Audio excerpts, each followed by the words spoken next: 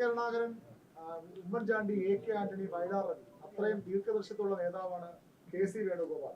KC Venugopal കേരളത്തിൽ ഭരണം നടത്തുന്ന K സുധാകരന്റെ ഒരു ഫേസ്ബുക്ക് പോസ്റ്റ് ഉണ്ട്. അല്ല, KC വേണുഗോപാലിനെ നല്ല രീതിയിൽ ചിത്രീകരിച്ചാൽ ദോഷമൊന്നുമില്ലല്ലോ. അദ്ദേഹത്തിന് എന്താ കുഴപ്പം? അതിൽ കുഴപ്പമൊന്നുമില്ല. ഒരു വ്യക്തിയെ നന്നായി പറയുന്നത് ഒരു തെറ്റായിട്ട് ആരും കാണരുത്. അതല്ലാതെ അദ്ദേഹത്തിനെ കുറിച്ച് മോശമല്ലല്ലോ പറഞ്ഞു. എല്ലാ കോൺഗ്രസ് നേതാക്കന്മാർക്കും അവരുടേതായിട്ടുള്ള വ്യക്തിത്വങ്ങളുണ്ട്. അപ്പോൾ അതിനെക്കുറിച്ച് ഒരു നല്ല വാക്ക് പറയുന്ന ഏറ്റവും നല്ല കാര്യം തന്നെ. എന്ന് വെച്ചാൽ KC വേണുഗോപാലിനെ കുറിച്ച് നന്മ പറഞ്ഞു കഴിഞ്ഞാൽ ഉടനെ പിന്തുണയാണോ? എൻ്റെ പിന്തുണ എല്ലാ നേതാക്കന്മാർക്കും ഉണ്ട്, എല്ലാ കോൺഗ്രസ് നേതാക്കന്മാർക്കും ഉണ്ട്. അല്ല, അതിനെക്കുറിച്ചൊരു ചർച്ചയ്ക്ക് ഇപ്പോൾ പ്രസക്തിയില്ല. ഞാൻ പറഞ്ഞ കാര്യത്തിൽ ഉറച്ചു നിൽക്കുന്നു. 4-ാം തീയതി വൈകുന്നേരം 4 മണിയാകുമ്പോൾ ക്ലിയർ പിക്ചർ വരും. UDFന് ഭൂരിപക്ഷം കിട്ടുന്നുള്ള കാര്യത്തിൽ സംശയമൊന്നുമില്ല. എന്നാൽ പാർട്ടി നേതാവിനെ തിരഞ്ഞെടുക്കുന്നതിന് ചില ക്രമീകരണങ്ങളുണ്ട്. അത് വാട്സപ്പ് നോക്കിയോ ഫേസ്ബുക്ക് പോസ്റ്റ് നോക്കിയിട്ടോ അല്ല തീരുമാനിക്കുക. MLA മാരുടെ യോഗം ഹൈക്കമാൻഡ് വിളിക്കും. ഓരോ MLA മാരുടെ അഭിപ്രായങ്ങൾ ചോദിക്കും. അതനുസരിച്ച് ഹൈക്കമാൻഡ് തീരുമാനമെടുക്കും.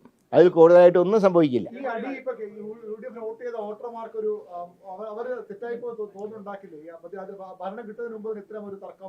അല്ല, ഇങ്ങനെയുള്ള തർക്കങ്ങൾ ഒഴിവാക്കണമല്ലോ.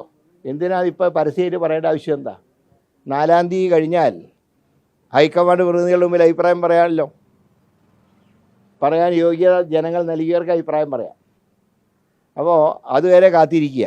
അതിന് പകരം ചില ആളുകളെ മാത്രം സപ്പോർട്ട് ചെയ്യുന്ന രീതി ശരിയല്ല.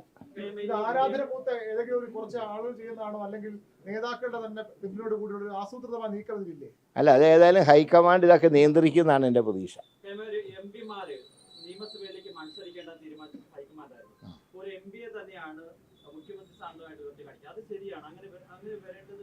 ആരുയർത്തി കാണിച്ചു? അങ്ങനെ ആളുകൾ പലതും പറയും. ഇതിന് ചില നടപടിക്രമങ്ങളുണ്ട്. പാർലമെൻ്ററി പാർട്ടി യോഗം ചേരണം. അതായത് 10-ാം തീയതി അല്ല 4-ാം തീയതി 4 മണിക്ക് മുമ്പ് ഒരത്ഭുതം സംഭവിക്കാൻ പോകുന്നില്ല. അതിന് അങ്ങനെ ചില നടപടിക്രമമുണ്ട്. അത് ഓരോ വ്യക്തികളുടെ ഇഷ്ടത്തിനനുസരിച്ചല്ല. എൻ്റെ അഭിപ്രായം, ഞാൻ ജനങ്ങൾ 4-ാം തീയതി എന്നെ തിരഞ്ഞെടുത്താൽ ഹൈക്കമാൻഡിൻ്റെ മുമ്പിൽ ഞാൻ എൻ്റെ അഭിപ്രായം പറയും.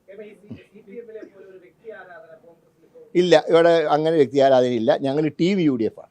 ഈ KC വേണുഗോപാൽ, VD സതീശൻ, രമേശ് ചെന്നിത്തല ഇങ്ങനെ പല പേരുകൾ അവസാനം ഈ മണ്ണൻചാരി പെണ്ണും കൊണ്ട് പോകും. ഏതായാലും 4-ാം തീയതി കഴിയട്ടെ. എന്തിനാ ബഹളം വയ്ക്കുന്നതിനാ?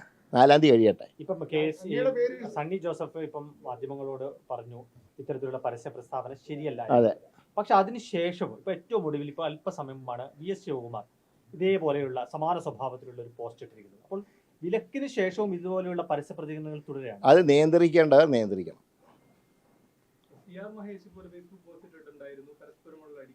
ആ, തീർച്ചയായിട്ടും ഞാൻ അങ്ങനെ ഫേസ്ബുക്ക് പോസ്റ്റ് ഇട്ടിട്ടുണ്ടെങ്കിൽ ഞാൻ അതിൻ്റെ കൂടെയാണ്.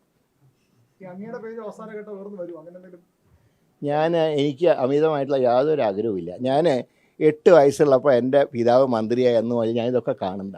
ഇതൊക്കെ ഏതുവരെ പോകുന്നൊക്കെ എനിക്കറിയാം. അതുകൊണ്ടാണല്ലോ വട്ടിയൂർക്കാവിൽ മത്സരിച്ച്. ഞാൻ എൻ്റെ കുടുംബം. എനിക്ക് അതിന് മേലെ ഒരു ചിന്തയില്ല.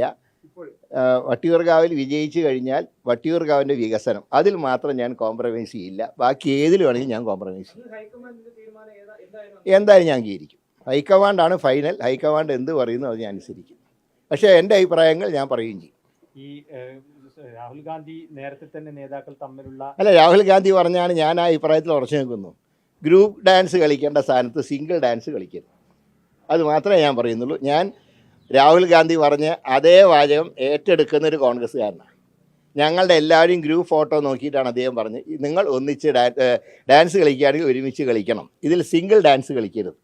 ആ പറഞ്ഞത് എല്ലാം അടങ്ങിയിട്ടുണ്ട്. അത് തന്നെയാണ് എൻ്റെ അഭിപ്രായം. ജയിച്ചു കഴിഞ്ഞാൽ അതിൻ്റെ ക്രെഡിറ്റ് ടീം UDF.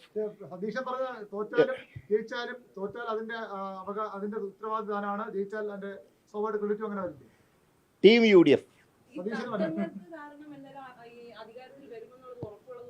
അതെ, അത് ഉറപ്പുണ്ട്. ആ കാര്യത്തിൽ ഉറപ്പുണ്ട്. ആ കാര്യത്തിൽ ഞങ്ങൾക്കൊക്കെ ഒരു അഭിപ്രായം തന്നെ. പിന്നെ അതിന് ശേഷം എന്തുള്ളതിനെ കുറിച്ച് അപ്പോൾ നമുക്ക് നോക്കാം.